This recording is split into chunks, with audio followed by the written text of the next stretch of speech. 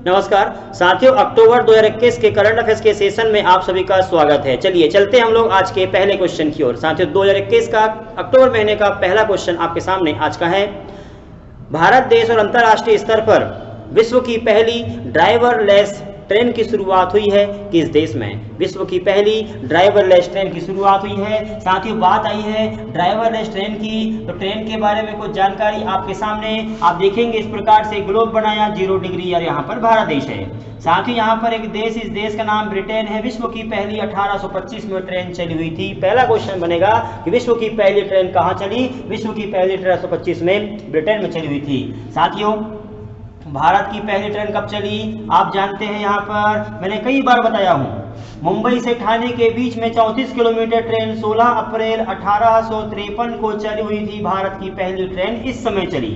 साथियों भारत देश की पहली मेट्रो ट्रेन की शुरुआत कोलकाता में हुई थी और वही साथियों 1984 में इसकी शुरुआत हुई थी। 1984 में मेट्रो कोलकाता से शुरू हुआ था। देश की पहली मेट्रो की शुरुआत इस समय। साथियों 1925 का समय है जब भारत देश में इलेक्ट्रिक ट्रेन की शुरुआत हुई थी और 1936 का समय है जब भारत देश में एसी ट्रेन की शुरुआत की गई थी। साथियों अब बात है यहाँ पर ट्रेन की, तो भारत देश और विश्व की सबसे पहली ऐसी ट्रेन जो ड्राइवरलेस ट्रेन है, अब बिना ड्राइवर के ट्रेन चलेगी। कहां पर चलने वाली है? साथियों देखना इस प्रकार ग्लोब है 0 डिग्री, यहां पर भारत देश और ये देश, इस देश का नाम साथियों जर्मनी है। जर्मनी के हैम्बर्ग नामक स्थान पर विश्व की पहली ट्रेन 2021 में शुरू हुई है। ड्राइवरलेस ट्रेन की शुरुआत, क्वेश्चन बनेगा कि ड्राइवरलेस ट्रेन की शुरुआत कहां से हुई है? तो साथियों जर्मनी देश में शुरू हो गई है और ये चालू होगी दिसंबर के महीने में। यहाँ पर यात्री लोग यात्रा कर सकते हैं। चलिए हम बढ़ते हैं अगले क्वेश्चन की ओर। साथियों अगला क्वेश्चन है, भारत देश का विकास दर अलग अलग संगठन के द्वारा जारी किया जाता है। 2021 में IMF के द्वारा भारत देश की विकास दर कितनी बताई गई है? अगला क्वेश्चन आपके सामने अब रहेगा। तो देखेंगे आप अंतरराष्ट्रीय स्तर पर भारत देश की विकास दर देखेंगे। साथियों विकास दर क्या होता है? जीडीपी क्या होती है? पिछले वर्ष की तुलना में इस बार कितना विकास हुआ है? अलग अलग क्षेत्रों में होता क्या है ध्यान देना होगा। भारत देश 676 प्रकार की वस्तुओं पर पिछले बार जो है कितना विकास थी और इस बार कितना विकास, जो वस्तु थी उसका इस बार कितना विकास हो सका है, कितना प्रोडक्शन हो सका है। तो 676 वस्तुओं पर हर साल विकास निकाली जाती है। तो इस बार 2021 के अनुसार भारत देश की विकास दर कितनी होने वाली है? अब बात आई यहाँ पर IMF की, तो IMF तो बताएंगे ही, इसके साथ साथ और भी कुछ संगठन हैं, पहले समझेंगे। इस प्रकार से ग्लोब बनाया 0 डिग्री भारत देश, एक देश, इस देश का नाम अमेरिका है। साथियों अमेरिका के वॉशिंगटन DC में 1945 में IMF की स्थापना हुई थी। इंटरनेशनल मॉनेटरी फंड की स्थापना 1945 में हुई थी और इसके अनुसार 2021 में भारत देश की विकास दर कितनी होगी? साथियों 9.5% विकास किया है भारत देश की जीडीपी ने। 9.5% की विकास पिछले वर्ष की तुलना में इस बार 9.5 वृद्धि की हुई है, ये बताया IMF ने। अब अलग अलग प्रकार के संगठन है, जैसे आपको पता है ADB बैंक होता है एक, एशियन डेवलपमेंट बैंक, ये कहां पर है? इस प्रकार ग्लोब 0 डिग्री भारत देश, यहाँ पर एक देश, इस देश का नाम है फिलीपींस।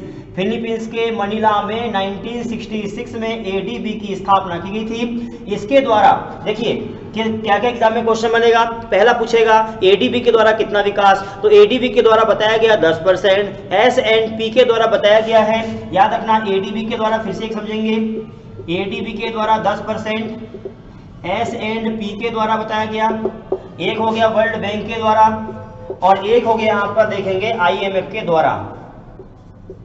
तो साथियों ADB के द्वारा 10% बताया गया है, वर्ल्ड बैंक के द्वारा 8.3 बताया गया है, यहाँ पर देखेंगे 8.3, S&P और IMF के द्वारा बताया गया, यहाँ पर देखा आपने 9.3 है और 9.5 और यहाँ पर भी देखेंगे 9.5। इस प्रकार से ये विकास दर है। क्वेश्चन बनेगा कि भारत देश की 2021 की विकास दर S&P ने कितना बताया है?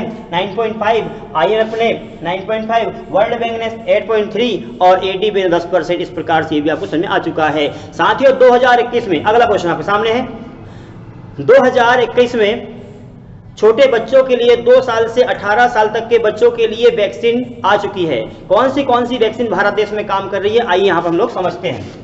2021 में वैक्सीन की खोज हो चुकी है। जैसे बड़ों के लिए काम चल रहा है, बड़े लोग 18 साल से ऊपर वाले व्यक्तियों के लिए वैक्सीन आ चुकी है, हम लोगों ने फर्स्ट और सेकंड डोज दोनों लगा लिया है। अब छोटे बच्चों के लिए 2 साल से 18 साल तक के बच्चों के लिए वैक्सीन आ गई है। और क्या नाम है, देखिए यह है भारत का मानचित्र, मध्य प्रदेश, दिल्ली। साथियों ध्यान देना, यदि वैक्सीन बना लिया, मान लो आपने वैक्सीन बना लिया है, तो वैक्सीन बनाने के बाद आपको एक संगठन से अप्रूवल लेना पड़ता है। जैसे मान लो कोई काम करने वाले, कोई योजनाओं को लागू आप करने वाले, तो लागू करने से पहले आपको एक संगठन से परमिशन लेना पड़ता है। देखिए यहाँ पर ये भारत का मानचित्र, मध्य प्रदेश, यहाँ पर दिल्ली है। दिल्ली में एनडीसी की स्थापना की गई थी 1952 में, नेशनल डेवलपमेंट काउंसिल। कोई भी काम भारत देश में लागू करना है तो उससे पहले आपको इससे परमिशन लेना पड़ेगा। यदि इसने परमिशन नहीं दिया तो काम आप चालू नहीं कर सकते।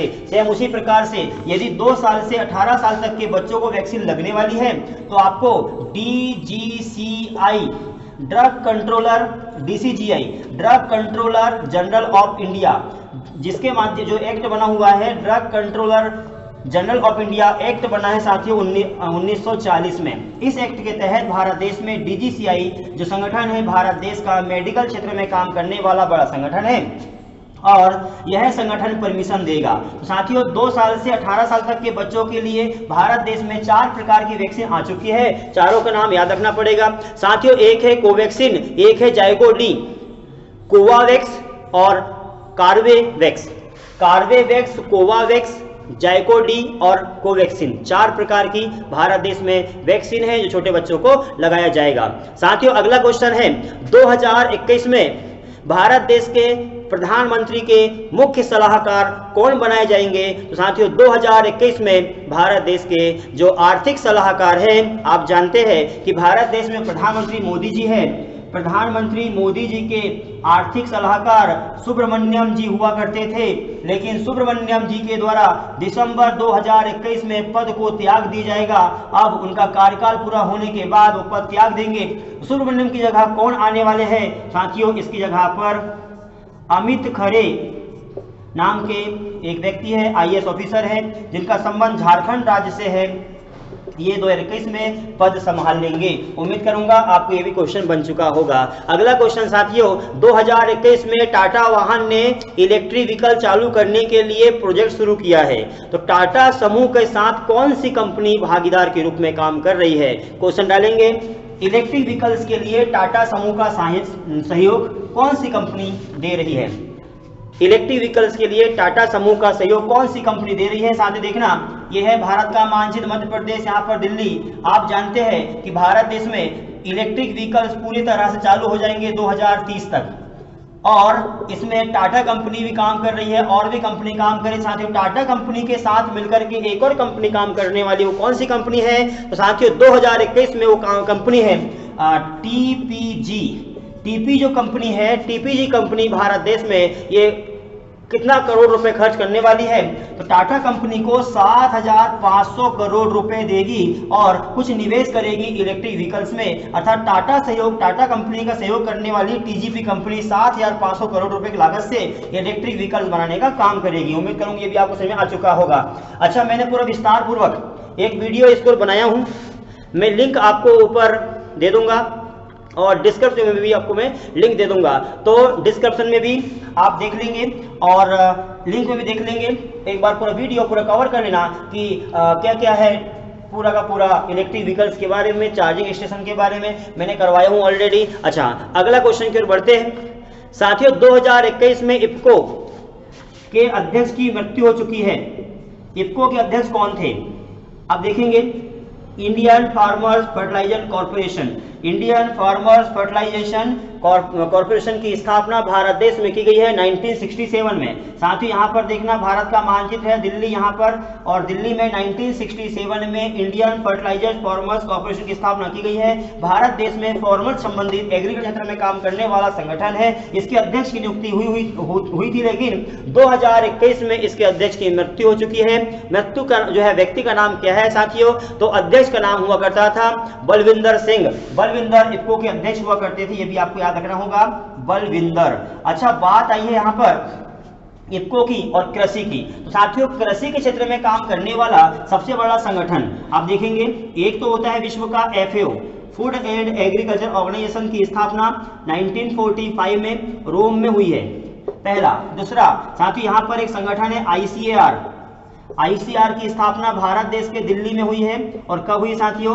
16 जुलाई 1929 को भारत देश में इंडियन काउंसिल ऑफ एग्रीकल्चर की स्थापना की गई है। इसके अध्यक्ष प्रधानमंत्री जो है, जिसके अध्यक्ष होते हैं वो होते हैं कृषि मंत्री।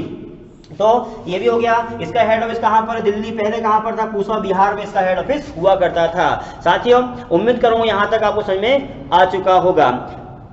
साथियों और बात है यहाँ पर पूसा केंद्र की, तो पूसा केंद्र कहाँ पर? पहले बिहार में हुआ करता था, वर्तमान दिल्ली में हो चुका है, और इस प्रकार से पूरा का पूरा संगठन भारत देश में काम करेगा। साथियों बात आई यहाँ पर कृषि की, तो आप बताएंगे मुझे विश्व में सर्वाधिक तंबाकू उत्पादन करने वाला देश कौन सा है? इस देश का नाम है चाइना।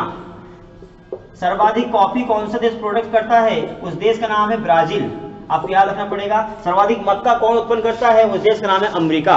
सर्वाधिक दूध कौन करता है प्रोडक्शन? वो भारत देश है। इस प्रकार साथियों आपको याद करना होगा। अब आपके सामने एक क्वेश्चन है 2021 में, ये जो बताया मैं 2-3 नाम, दुनिया के संपूर्ण देशों की फसलें आपको याद करना है, और अगला वीडियो आएगा तो वीडियो में बताना है आपको, और कोई क्वेश्चन भी होगा वो क्वेश्चन भी आपको मुझसे शेयर करना है। अगले वीडियो तक के लिए आप सभी का धन्यवाद।